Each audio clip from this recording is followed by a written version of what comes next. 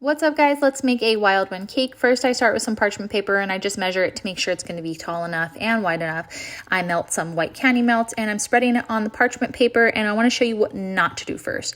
So after I spread it, I just started rolling up my parchment paper. I put it in the fridge for a little bit, and then this is what happened when I tried to take it out. Oh my gosh, everything was broken. I couldn't even use it. So I remelted it, and then I'm going to show you what you do. So I melted those white melts, and then I put it on the parchment, and I'm just scoring it with the back of an offset spatula, and then I put another piece of parchment paper and then I roll it up. So I'll show you again here. I have the white melts and I'm spreading it on the parchment paper. I'm going to show you in real time here. It's super slow, sorry. So I'm just spreading the white melts. I'm making sure that it's kind of even, not too thick, not too thin. I don't want it too thin because I don't want them to break too easily. So I'm just spreading it on another piece of parchment paper. I wanted to make sure that there was enough of these white chocolate pieces to go around the cake.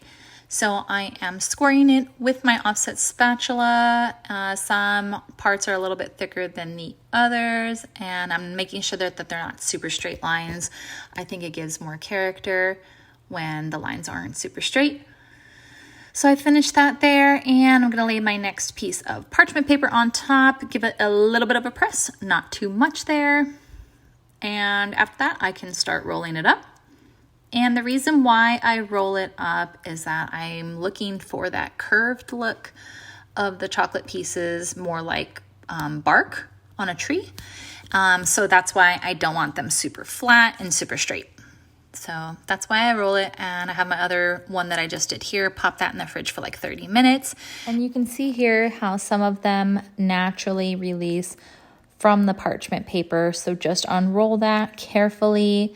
We want to try to make sure most of these pieces are intact, and they are. Success! It looks great.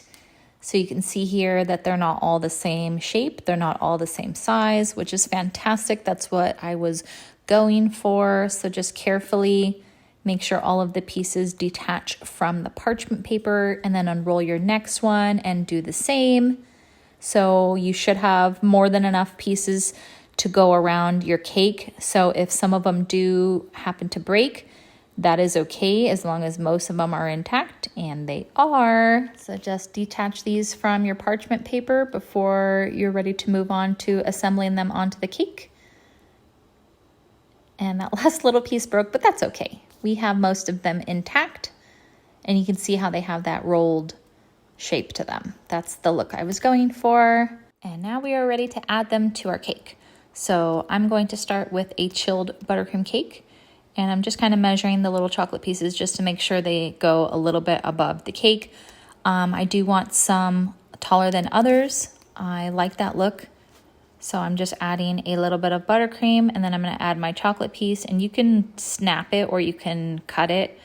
And then I'm just going in here with some edible gold bling highlighter from Pepsi Cakes. I'll put a link in the description, and that's the same gold that I used for this beautiful crown here. This is how the cake came out. I absolutely loved it. I hope you guys enjoyed this little tutorial. Be sure to like and subscribe.